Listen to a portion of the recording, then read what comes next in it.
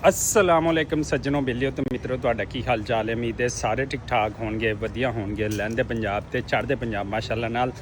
ਤੇ ਅੱਗੇ ਵਧਣ ਤੋਂ ਪਹਿਲੇ ਸਾਡੇ ਇਸ ਚੈਨਲ ਜਿਹੜਾ ਨਾਸਰ ਅਮੀਨ ਵਲੌਗ ਨੂੰ ਲਾਈਕ ਸਬਸਕ੍ਰਾਈਬ ਤੇ ਸ਼ੇਅਰ ਕਰ ਦਿਓ। ਜਨਾਬ ਅੱਜ ਮੇਰੀ ਵੀ ਤਬੀਅਤ ਨਾਸਾਜ਼ ਹੈਗੀ ਜਿਵੇਂ ਕਿ ਤੁਸੀਂ ਦੇਖ ਸਕਦੇ ਹੈਗੇ ਹੋ। ਤੇ ਅੱਜ ਅਸੀਂ ਜਾ ਰਹੇ ਹਾਂ ਮੁਲਤਾਨ ਤੋਂ ਖਾਨਪੁਰ ਕਾਫੀ ਦਿਨਾਂ ਤੋਂ ਬਾਅਦ, ਯਾਨੀ ਕਿ 2 ਮਹੀਨੇ ਤੋਂ ਬਾਅਦ।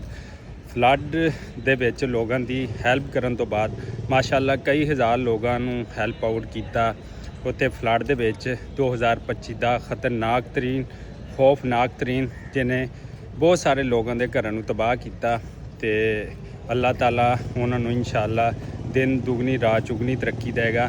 ਜਿਵੇਂ ਮੇਰੀ ਰੱਬ ਨੇ ਜ਼ਾਤ ਬੜੀ ਬੇਨਿਆਜ਼ ਹੈ ਗਿਆ, ਅਗਰ ਉਹਨੇ ਕੁਝ ਲਿਆ ਇਹਨਾਂ ਕੋਲੋਂ ਤੇ ਇਹਦਾ 2 ਗੁਣਾ ਜ਼ਿਆਦਾ ਦੇਗੀ। ਤੇ ਇਸ ਟਾਈਮ ਮੁਲਤਾਨ ਮੌਜੂਦ ਹੈਗੇ ਆ। ਤਬੀਅਤ ਕਾਫੀ ਨਾਸਾਜ਼ ਹੈਗੀ ਆ ਤੇ ਬਹੁਤ ਸਾਰੇ ਦਿਨਾਂ ਤੋਂ ਬਾਅਦ ਅਸੀਂ ਜਾ ਰਹੇ। ਤਬੀਅਤ ਸਾਡੀ ਆਪਣੀ ਆ ਦੇਖੋ, ਡਿੱਪਾ ਸ਼ਿੱਪਾ ਕਾਫੀ ਲੱਗੀਆਂ, ਤਬੀਅਤ ਮੂੰਹ ਛਾਲੇ ਸਾਰਾ ਕੁਝ, ਲੇਕਿਨ ਫਿਰ ਵੀ ਜਜ਼ਬਾ ਜਿਹੜਾ ਸਾਡਾ ਹੁੱਬਲ ਵਤਨ ਵਾਸਤੇ ਨਾ ਜਜ਼ਬਾ ਕਾਇਮ ਰਿਹਾ। ਅਸੀਂ ਖੜੇ ਰਹੇ ਤੇ ਲੋਕਾਂ ਦੀ ਮਦਦ ਕੀਤੀ। ਸੋ ਹੁਣ ਅਸੀਂ ਬਹੁਤ ਦਿਨਾਂ ਬਾਅਦ ਜਿਹੜਾ ਘਰ ਚੱਲੇ ਹਾਂ ਮੁਲਤਾਨ ਛਾਉਣੀ ਤੋਂ। ਆ ਦੇਖੋ ਸਾਹਮਣੇ ਮੁਲਤਾਨ ਛਾਉਣੀ ਸਟੇਸ਼ਨ ਹੈਗਾ ਸਾਰੇ ਪਾਸੇ ਮਾਸ਼ਾਅੱਲਾ ਖੂਬਸੂਰਤ ਨਵੀਂ ਬਿਲਡਿੰਗ ਬਣੀ ਹੈ ਤੇ ਚਾਰੋਂ ਤਰਫ ਤੁਸੀਂ ਦੇਖ ਸਕਦੇ ਮੁਲਤਾਨ ਸਟੇਸ਼ਨ ਦੇ ਰੰਗ। ਤੇ ਆਓ ਫਿਰ ਅੰਦਰ ਚੱਲੀਏ ਜੀ। ਅਲਹਮਦੁਲਿਲਾ ਨਾਲ ਅਸੀਂ ਸਟੇਸ਼ਨ ਦੇ ਉੱਤੇ ਪਹੁੰਚ ਗਏ ਹੈਗੇ ਤੇ ਟਿਕਟ ਆਪਣਾ ਜਿਹੜਾ ਨਾ ਪਰਚੇਜ਼ ਕਰ ਲਿਆ ਹੈਗਾ ਮੁਲਤਾਨ ਤੋਂ ਖਾਨਪੁਰ ਵਾਸਤੇ। ਤੇ ਗੱਡੀ ਪਾਕਿਸਤਾਨ ਐਕਸਪ੍ਰੈਸ ਜਿਹੜੀ ਆ ਉਹ ਆ ਰਹੀ।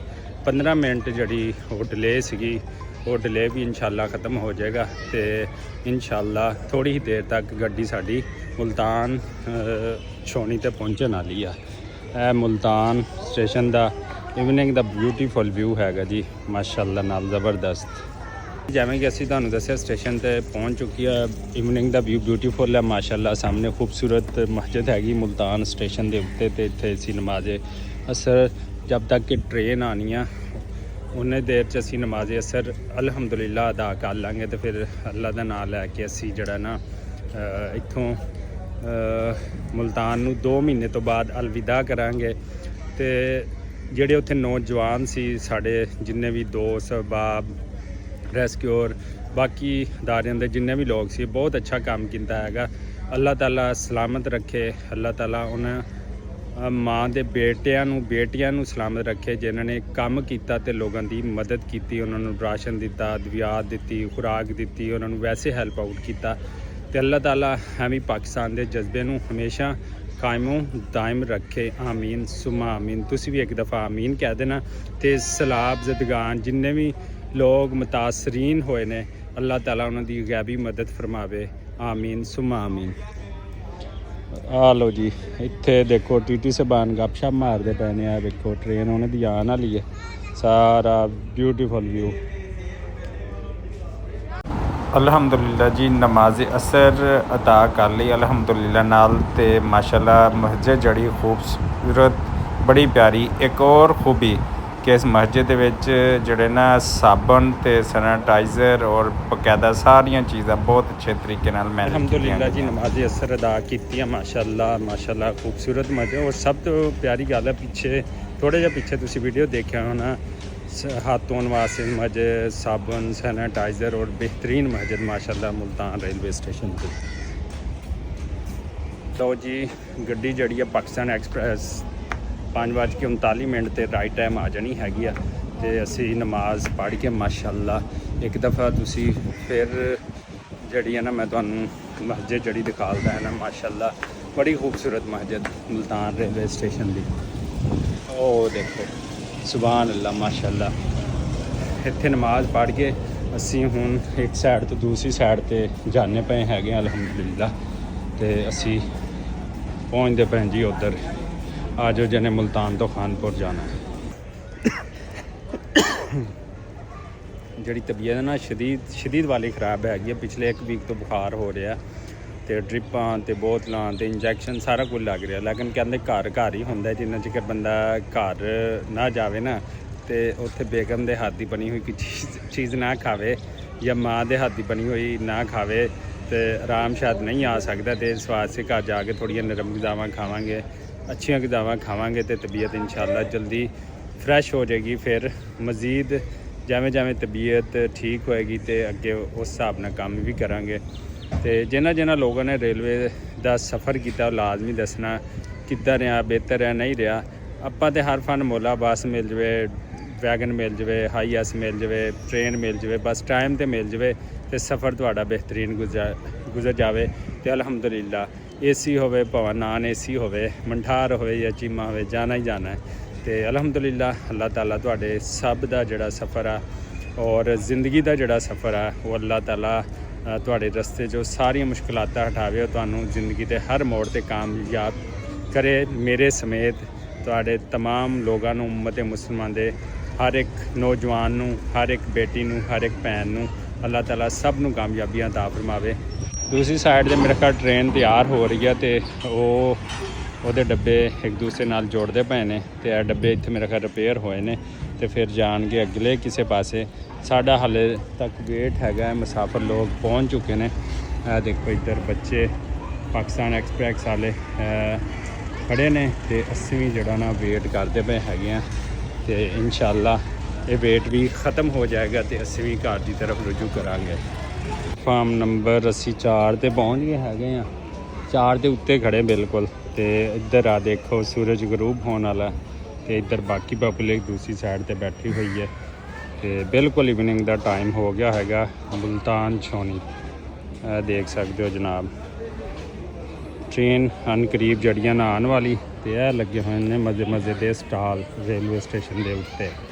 ਤੇ ਬੋਤਲ ਬਿਰਿਆਨੀ ਤੇ ਮੁਲਤਾਨੀ ਸੌਨ ਹਲਵਾ, ਕਿਆ ਬਾਤ ਹੈ ਹਾਫਿਜ਼ ਦੇ।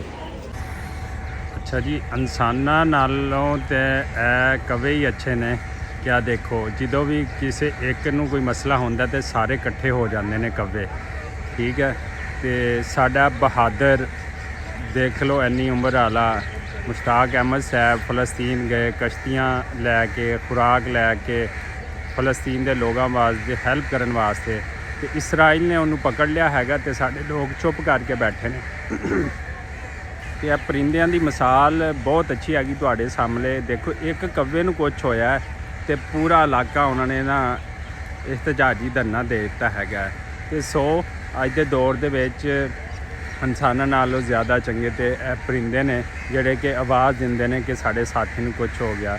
ਤੇ ਸਾਡੇ ਇਸ ਦੌਰ ਦੇ ਵਿੱਚ ਹਰ ਕਿਸੇ ਨੂੰ ਆਪਣੀ ਪਈ ਹੋਈ ਹੈ ਤੇ ਕੋਈ ਕਿਸੇ ਦੀ ਹੈਲਪ ਨਹੀਂ ਕਰ ਸਕਦਾ। ਸਾਨੂੰ ਲਿਹਾਜ਼ਾ ਇਹਨਾਂ ਕੋਲੋਂ ਸਿੱਖਣਾ ਚਾਹੀਦਾ ਹੈ ਤੇ ਸਾਨੂੰ ਸਿੱਖਣ ਦੀ ਜ਼ਰੂਰਤ ਆ ਇਹਨਾਂ ਪਰਿੰਦਿਆਂ ਕੋਲੋਂ। ਲਓ ਜੀ, ਅਸੀਂ ਸੋਚਿਆ ਕਿ ਮੋਟਰਵੇ ਬੰਦ ਹੈਗੀ ਆ ਤੇ ਕਾਫੀ ਦਿਨਾਂ ਤੋਂ ਮਤਲਬ 15 ਕੁ ਦਿਨ ਹੋ ਗਏ ਨੇ ਮੋਟਰਵੇ ਬੰਦ ਹੈਗੀ, ਉੱਧਰੋਂ ਸਫ਼ਰ ਜ਼ਿਆਦਾ ਪੈਂਦਾ ਤੇ ਅਸੀਂ ਆਪਣੀ Pakistani train railway Pakistan express ਤੇ ਜਿਹੜਾ ਨਾ ਉਹ ਸਫ਼ਰ ਕਰਾਂਗੇ। ਜਲਦੀ ਆ ਜਾਏਗੀ, 5:30 ਦਾ ਟਾਈਮ ਸੀ ਤੇ 6:50 ਤੇ ਆਉਂਦੀ ਪਈ। ਮਾਸ਼ਾਅੱਲਾ ਮਾਸ਼ਾਅੱਲਾ।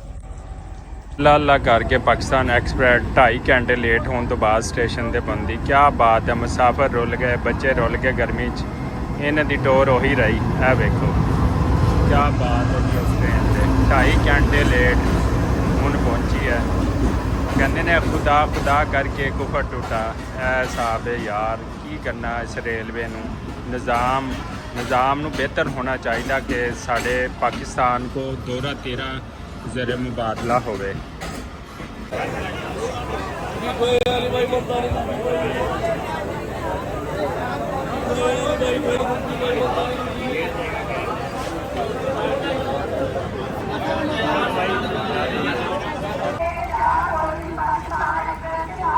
ਲਓ ਜੀ, ਉਹ ਕਹਿੰਦੇ 4 ਬੋਗੀਆਂ ਇੱਥੋਂ ਅਟੈਚ ਹੋਣਗੀਆਂ, ਪਹਿਲੇ ਲੇਟ ਆਈ, ਇੱਥੇ ਹੋਰ ਘੰਟਾ ਜ਼ਾਇਆ।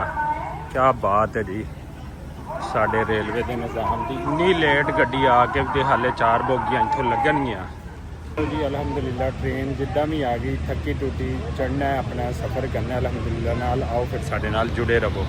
ਟ੍ਰੇਨ ਉਹ ਖੜੀ ਹੈ ਜਨਾਬ ਤੇ ਇੱਥੋਂ ਬੋਗੀਆਂ ਹੋਰ ਲੱਗਦੀਆਂ ਪਈਆਂ ਨੇ।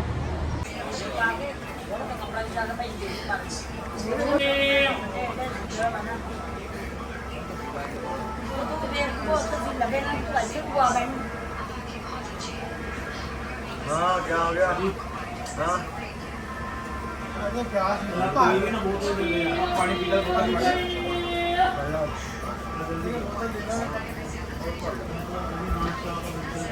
ਇਹ ਬਹਾਵਲਪੁਰ ਸਟੇਸ਼ਨ ਜਿਹੜਾ ਨਾ ਉਹ ਛੱਡਦੇ ਪਏ ਹੈਗੇ। ਇਸ ਤੋਂ ਬਾਅਦ ਅੱਗੇ ਲੰਬਾ ਟਰੈਵਲ ਹੈਗਾ ਬਹਾਵਲਪੁਰ ਤੋਂ ਬਾਅਦ। ਬਹਾਵਲਪੁਰ ਕਾफ़ी खूबसूरत स्टेशन है माशाल्लाह। रात का टाइम है और काफ़ी शोर भी है। लो जी अलहमदुलिल्लाह खानपुर पहुँच गए हैं, पर बड़ा मिट्टी घट्टा खाना पिया। सूरत देखते होने तुसीं साडी। अलहमदुलिल्लाह गड्डी साडी पहुँच गई खानपुर ते हुण जावांगे घर इंशाअल्लाह। प्लेटफार्म नंबर 2 ते पहुँचीए। यह प्लेटफार्म नंबर 3 है। ये देखें जी खानपुर कटोरा, ये खानपुर कटोरा, खानपुर बाहर जाने का रास्ता।